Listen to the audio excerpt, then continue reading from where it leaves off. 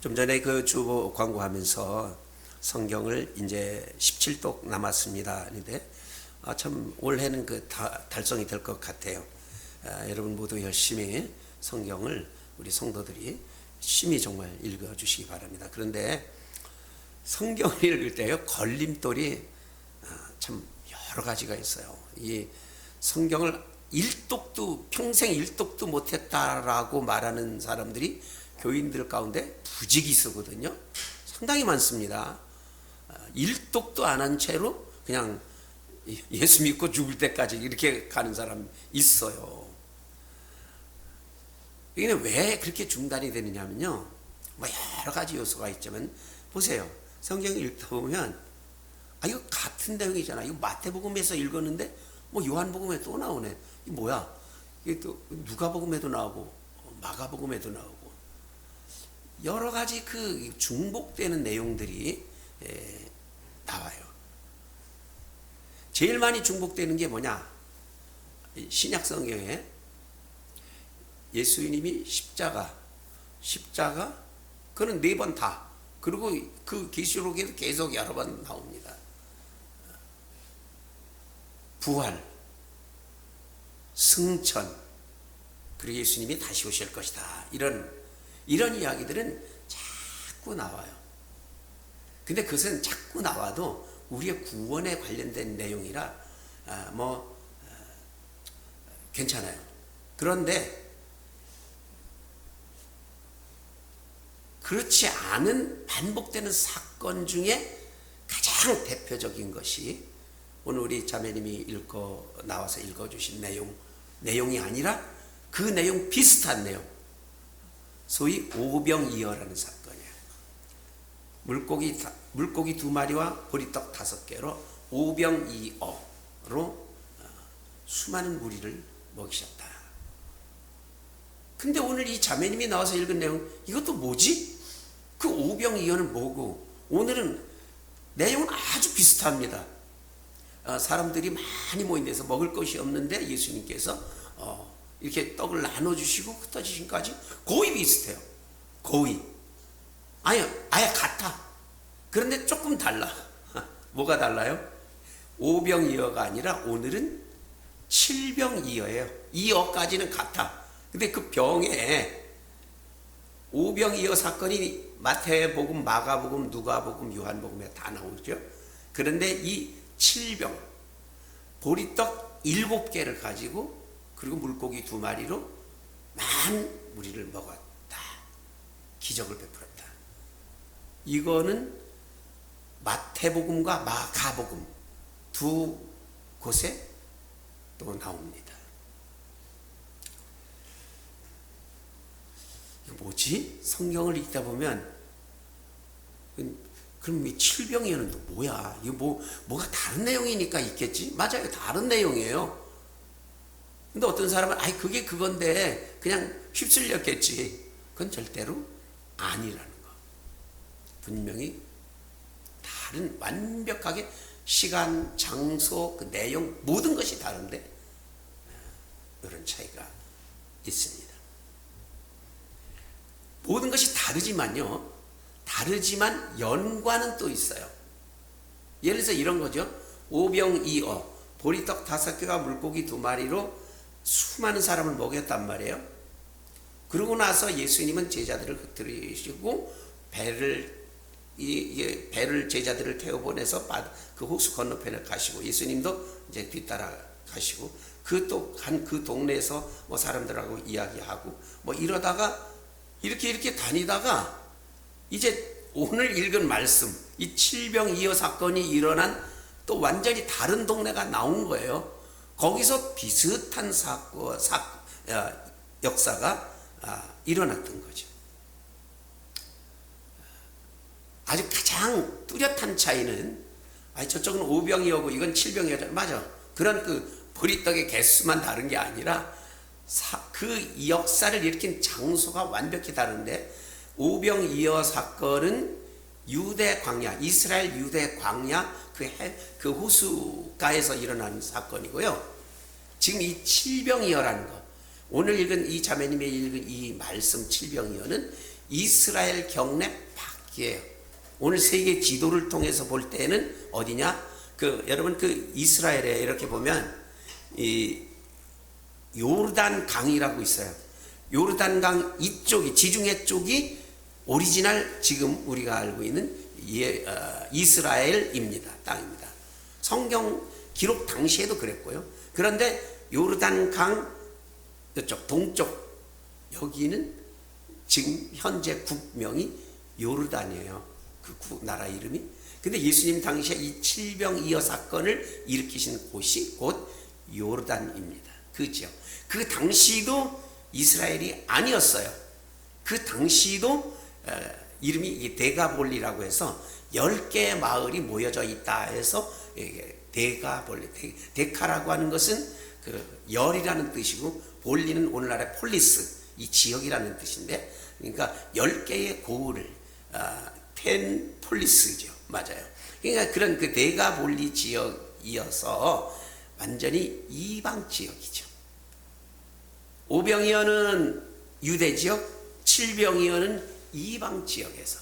그럼 이방 지역에는 누구예요? 이방인들을 위해서 일으킨 기적의 사건이라는 말입니다.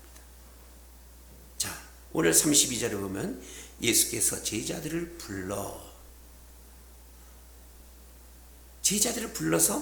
이르시되 내가 무리를 불쌍히 여기노라 이렇게 말씀하셔요.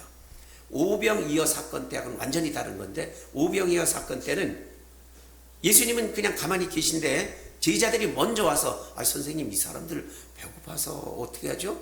이거 어떻게 좀 보내야 될 텐데요. 제자들이 먼저 말했었는데 이 칠병이어 오늘 읽은 말씀은 예수님이 먼저 말씀하셔요. 이것도 아주 중요하게 다른 부분입니다. 먼저 내가 이 무리를 불쌍히 여기노라. 여러분 여기서 이게 불쌍히 여긴다는 것은 저런 얘네들 배고프겠네 이게 아닙니다. 헬라 원뜻에 볼 때의 이 불쌍히 여긴다는 말은 어떤 식이냐면 창자가 끊어질 듯하게 아주 안타까워하는 그런 느낌의 불쌍히 여김입니다. 옛날에 이 어머니들이 우리 가난하게 살던 시절에 어머니들이 아기가 먹을 것이 없어서 막 통곡하고 그저 아기 하나를 먹여야 될 텐데 그 먹일 뭐 하나가 없어서 막 안타까워했던 그런 불쌍함이 지금 예수님이 먼저 느끼셨다는 거예요. 이유도 거기 있어요. 그들이 나와 함께 있은지 이미 사흘이네. 이것도 오병이어하고 달라요. 오병이어는 그때 아침부터 저녁까지 모였다가 흩어져야 되겠는데 이 제자들이 이렇게 어떻게 합시다 했던 건데, 이 사람들이 이 이방인들 무리는 예수님과 3일 동안을 거기서 있었다는 거예요. 이 사람들이 나랑 여기서 사흘이나 같이 있었는데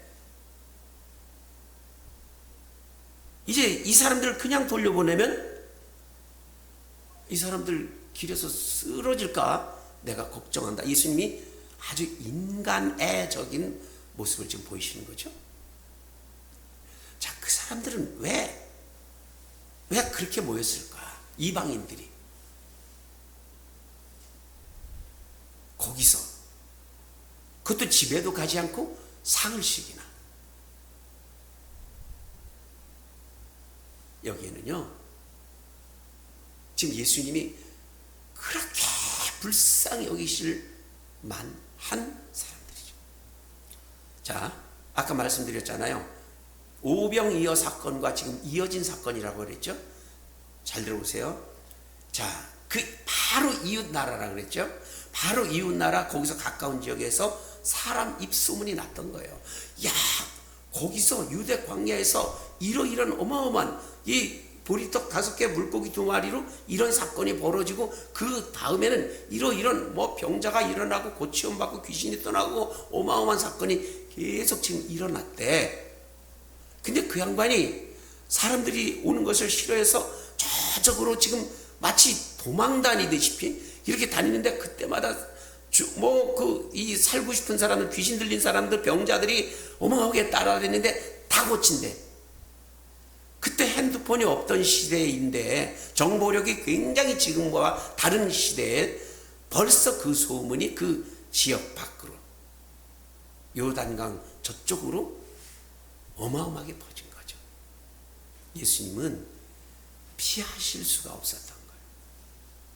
이 사람들이 이제 한 바퀴 이 호수, 갈릴리 호수를 저쪽으로 변방에서 쭉 돌아와서 이제 그 이방 지역 여기까지 오셨을 때, 이 데가볼리 지역까지 오셨었을 때 이미 거기에는 그 어마어마한 병든 사람, 귀신 들린 사람, 예수의 소문에 꽉 어디쯤 온다 정보가 두루퍼졌던 거죠.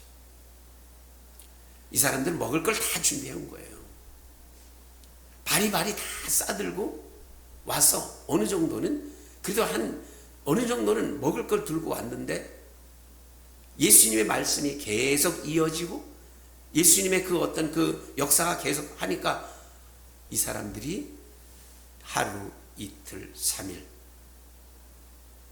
이제 먹거리가 바닥나고 예수님 보실 때 벌써 얼굴이 퀭해지고 사람들이 초췌해지고 그렇지 않아도 노숙자 같은 이 꼴이 바뀌어진 것을 예수님 보신 거죠. 이대로 돌려보내다가는 이 길에서 기진할까 내가 염려하노라. 그렇게 해서 그렇게 불쌍히 여기셨다는 말씀이죠. 근데 제자들과 예수님의 감성이 달라요. 제자들이 그냥 콧방귀를 뀌는 거예요. 33절에 이러잖아요. 광야에 이르되, 제자들이 이르되 광야에 있어 우리가 어디서 이런 무리에 배부를 만큼 떡을 얻으리까? 우리들의 식욕을 피면 그런 거예요. 예수님, 저 사람들, 먹건 안 먹건 저 사람들이 몫이죠. 저 사람들의 책임이죠. 그냥 돌려보냅시다 하는 거예요. 저 사람들 다 우리 못 먹입니다. 근데 이 제자들도 상당히 무책임한 일이죠. 불과 얼마 전에 오병이어 사건을 경험한 사람들입니다. 그렇다면 예수님 한 번 더 이래야 되는 거예요, 사실은. 그런데 이 귀찮은 표정을 제자들이 지금 보이고 있습니다. 더군다나 이 제자들이 그렇게 귀찮은 표정을 지었던 근본적인 이유는 따로 있어요. 그 지역은 유대 지역이 아니었습니다. 이방인들이에요. 어쩌면 이 제자들의 마음에는 이방인들에 대한 그 좋지 못한 기억이 있을 수도 있습니다. 예수님께서 전도대를 파송하셨을 때 귀신을 쫓고 이런저런 일 많이 했는데 그 중에는 많은 이방인들 가운데는 그냥 자기들을 쫓아내고 외면하고 이랬던, 그래서 발에 신었던 그 발에 먼지를 떨었던 그런 사람들도 봤었겠죠. 예수님의 감성과 제자들의 감성은 이렇게 달랐던 것입니다. 오늘 34절을 보면 너희에게 떡이 먹혀 있니? 너희가 누구죠? 제자들이에요. 저희들이 아니라 너희들, 제자들을 말합니다. 이 사람들도 내 떡이 거의 바닥났어요. 한 3일 동안 거기에 있었으니까 한 떡 7개 정도는 남아 있습니다. 생선도 한 2개 있고요. 그래? 그거 가져와봐. 그래서 그냥 그 제자들 누구 바구니인지 모르지만 7개가 모여진 거예요. 떡이 7개가 모여지고 생선 2마리도 그냥 예수님에 갖다 드렸던 거죠. 앉으라 해라. 그리고 오병이어 사건 때와 똑같은 예수님이 기도를 하시죠. 축사, 축복 기도는 오병이어 때나 여기나 유대 땅이나 이방 땅이나 상관없이 하늘을 우러러 축사를 하십니다. 떡의 기적을 베푸십니다. 오병이어도 영원한 생명을 상징하는 거고, 칠병이어 여기도 영원한 생명. 똑같이 모든 인간에게는 영원한 생명이 필요하다는 것을 상징하고 있는 부분입니다. 그래서 똑같이 그 오병이어때하고 똑같은 방법으로 예수님의 손끝에서 나가는 이 칠병이어의 기적이 그들에게, 이방인들 사람들에게 전해서 다 오늘 성경에 보면 다 배불리 먹었다. 실컷 먹고, 여러분 3일이나 굶은 사람들이, 3일이나 거기 있어서 이제는 초췌해진 사람들이 실컷 먹었으니까 얼마나 잘 먹었겠어요. 그리고 그렇게 해놓고 남은 거 거두어서 거두게 하고 7 광주리에 내비두고, 야 이제 사람들을 보내라. 그리고 다시 배를 타고 저 마가단 지역, 거기는 이방 지역입니다. 계속해서 이방 지역을 향해서 가시는 것이 오늘 말씀의 내용입니다. 여러분, 오늘 말씀에서 오병이어 때와 이 다른 점, 중요한 것이 광야라 그랬잖아요. 오늘 말씀에서 이 다른 곳은 뭐냐? 이방 지역에서 이방인들을 먹이셨다는 이 부분이 아주 중요한 부분입니다. 그래서요, 전 저 나름대로 해석을 했어요. 오병이어 그 사건은 이미 구원받은 우리로 만약에 친다면, 우리에게 내려주시는 오병이어는 지금 제가 매주 설교하는 이 설교라든지 성경책이라든지 양육이라든지 글자 그대로 양육인 거죠. 우리에게 하늘의 만나가 늘 내리는 거예요. 이것이 오병이어라고 한다면 저 칠병이어의 기적은 뭘까요?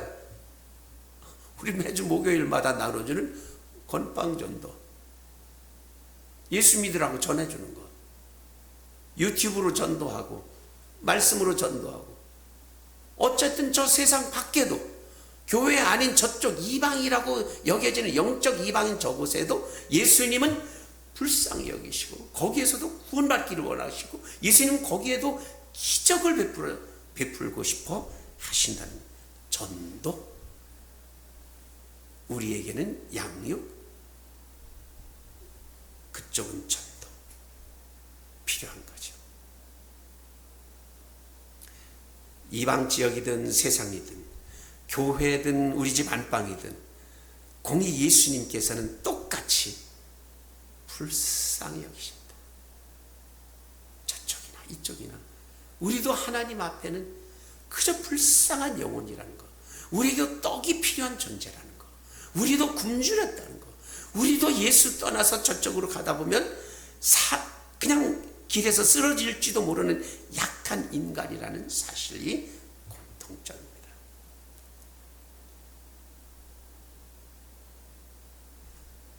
청주, 여러분 여기 일신여고 나오신 분 계시죠? 일신여고에는요, 왜 여학교에 여자 중학교 고등학교 하잖아요. 여자애들이 밤에 학교 갔다가 왜 놀래라고, 왜 여학교에는 무덤이 있어요. 그리고 이 낯선 건물, 일반 건물, 아파트나 이런 양옥집, 전원주택하고는 전혀 다른 빨간색 지붕에 빨간색 이 벽돌로 지은 아주 옛날 고성 비슷한 유럽식 건물이 이렇게 드문드문 있습니다. 여러분, 그 건물이 있고 그 무덤이 있는 학교에 다니신 여러분은 지금부터 자랑스러워하셔야 됩니다. 거기가 바로 칠병이어의 의미가 있는 그 건물이에요.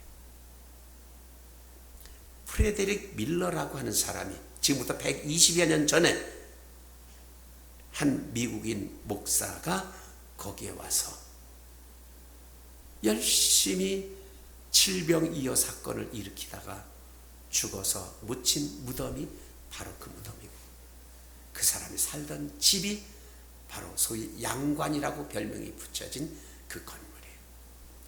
그 건물을 주제로 제가 수필을 하나 썼는데요. 수필의 내용 일부를 한번 읽어봐 드리겠습니다.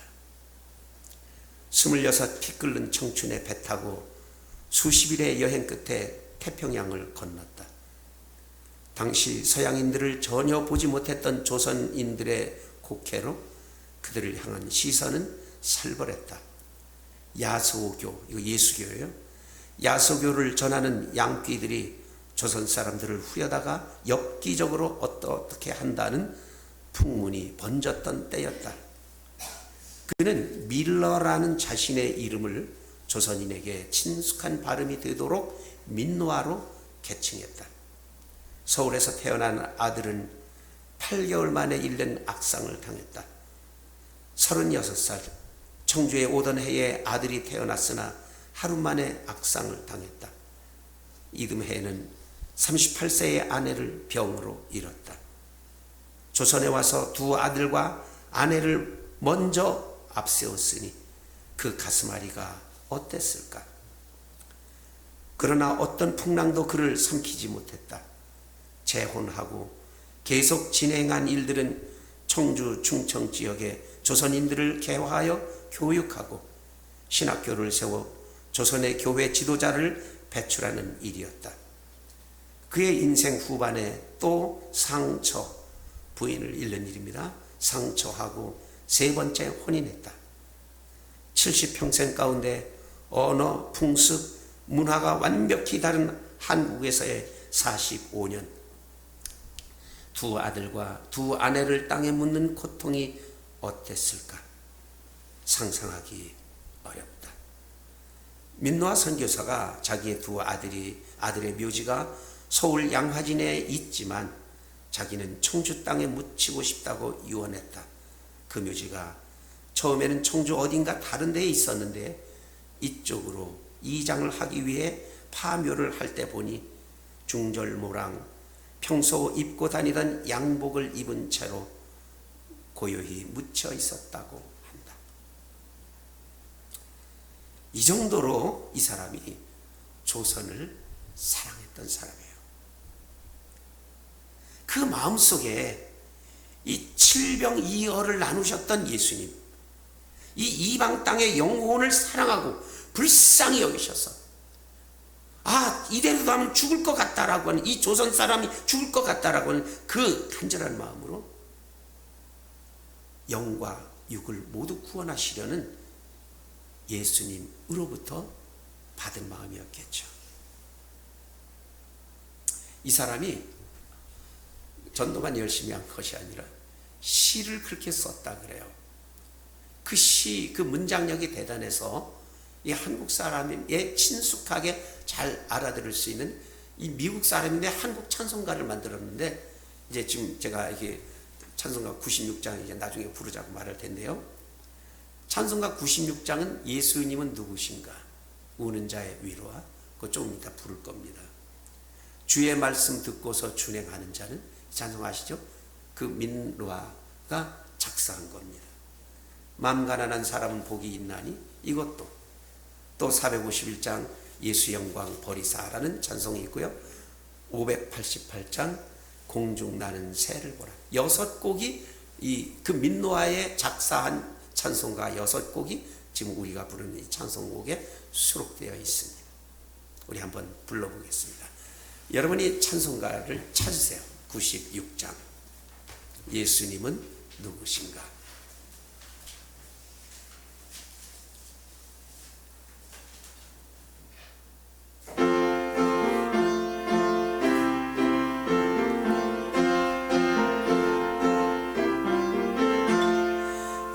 예수님은 누구신가? 우는 자의 위로와 없는 자의 풍성이며 전한 자의 높음과 잡힌 자의 노인 되고 기쁨 되시네. 예수님은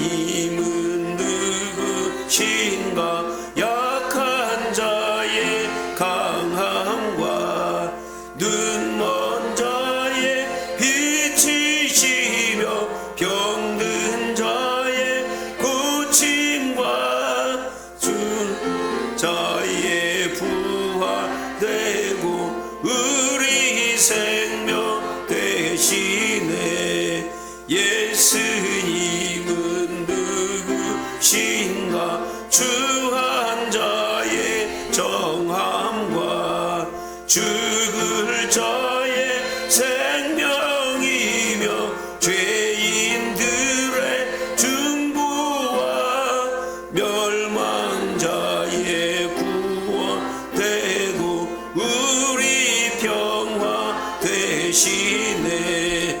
예수님은 누구신가? 온 교회의 머리와 온 세상 구주시며 모든 왕의 왕이여 심판하실 주님 되고 우리 영광 되시네.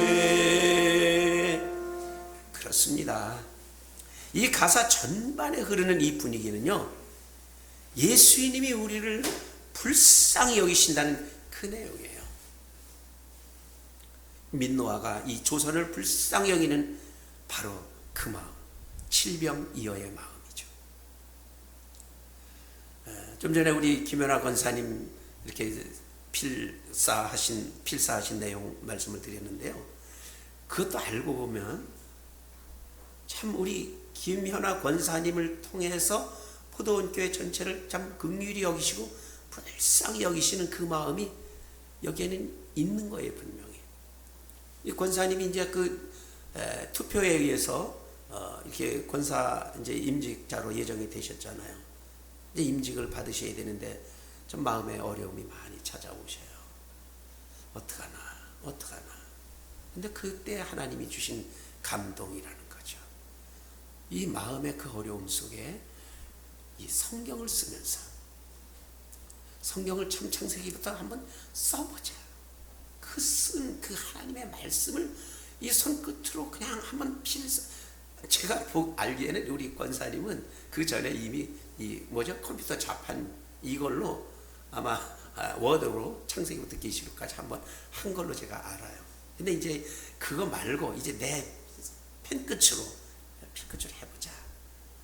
그거로써 여러 가지 어려움도 이기고 권사 임직 받으면서 2년 10개월여 동안 지난주까지 계속 영적인 은혜를 공급받고, 오늘 제가 다 썼어요 하고 이 사진을 찍어서 그 톡에 올리는 그 마음이 어땠을까? 그것을 바라보면서요, 저도 눈물이 솟았어요.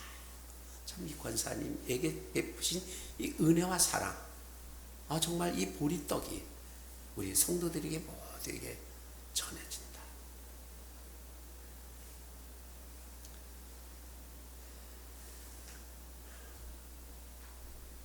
저도요, 어제 칠병이어를 나눴지 뭡니까? 떡덩어리 하나 나눴어요. 그게 뭐냐면 저희 친구 목사님 한 분이 어디를 다녀오셨냐면 블라디보스톡이라는 데를 다녀오셨어요. 블라디보스톡. 러시아 땅이잖아요. 저 북한 그 꼭대기 그 바로 중국 건너서 블라디보스톡이에요. 관광 간 게 아니에요. 이분이 목회자인데 누구의 부탁을 받고 거기에 있는 신학교에서 한 일주일 동안 강의를 해다오 부탁을 받고 가셨는데 그 길이 보통 험난하지 않았더라고요. 지금 전쟁 중이잖아요. 이게 우크라이나와 그 러시아가 전쟁 중인 곳이기 때문에 비행기를 여기서 못합니다. 비행기를 러시아로 가는 직항이 없어요. 그러면 어떻게? 배를 타야 되는데 저 강원도 동해에서 배를 타고 가면 빠르잖아. 북한 이렇게 북한 영해를 그냥 거서 블라디보스토크면 한 5시간이면 갈 거를 24시간을 걸쳐서 북한 영해를 벗어나기 위해서 태평양 한복판까지 저쪽으로 갔다가 이 블라디보스토크 항해까지 이렇게 닿아야 되는 문제 때문에 무려 배만 24시간. 그러니까 가는데 24시간, 오는데 24시간. 이게 일주일이라면 이틀은 교통편으로 날아가는 거예요. 그 현지에서 한 사나흘 동안 신학교 학생에게 이게 가르치는데 이 사람도 현직 목회자니까 그 교회가 또 비잖아요. 그런 문제, 어려운 문제를 다 극복하고 거기 가서 열심으로 이 러시아에 있는 이 신학생들에게 그저 자기가 알고 있는 신학 지식을 전수하고 왔다는 거예요. 그래서 전화가 왔길래 제가 밥 한번 사겠다고 해서 가서 밥을 사드리고 왔습니다. 보리떡 하나, 나도 예수님께 받은 보리떡 하나, 그래 같이 나눠 먹자. 그냥 그 마음이었던 거죠. 내년도 우리 당회에서 또 우리 재직회에서 내년 창립 30주년 기념으로 미얀마 선교합시다. 이게 했더니 별로 인기가 없어요. 인기가 없을 수밖에. 그 나라 아주 못 사는 나라, 뭐 이런저런 나라, 이런저런 나라. 뭐 알 거는 같아요. 그러나 여러분, 가기 싫을수록 가라고 난 말하고 싶어요.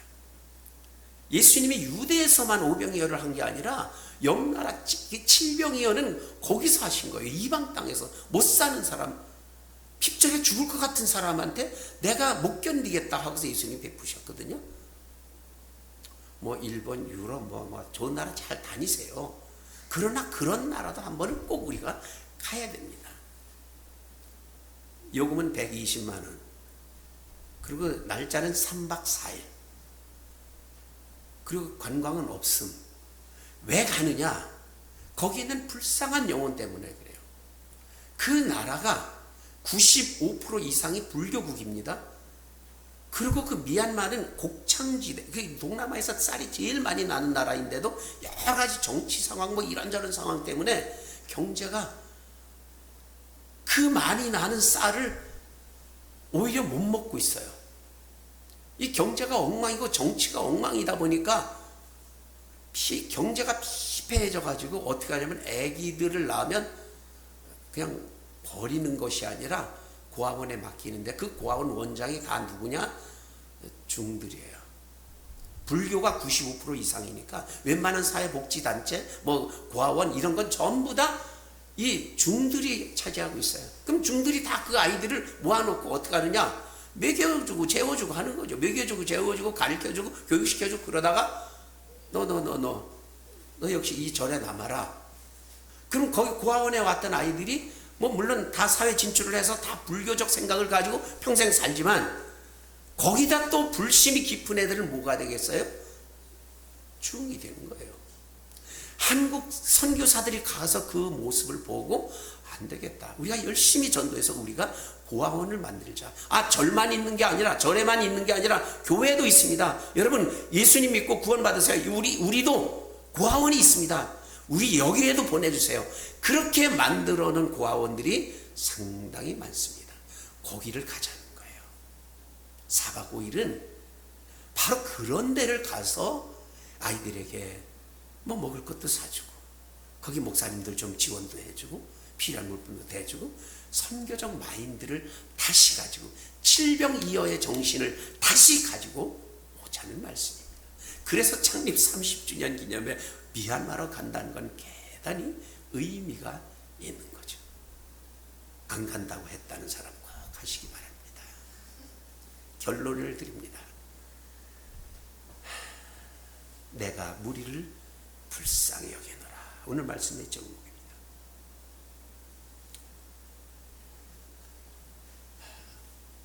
오늘 이 말씀을 준비하면서 제가 생각했어요. 오병이어만 있어도 충분한데 이 칠병이어로 이방 지역의 영혼을 불쌍히 여기신 사건이 없었더라면 과연 나는 여기 예배 자리에 내가 목사라고 여러분에게 설교할 수 있었을까? 그 칠병이어가 없었다면 그 은혜가 여러분에게 있습니다. 그 은혜 간직하고 더 귀한 보리떡을 나누는 우리들이 되시기를 바랍니다. 기도하겠습니다.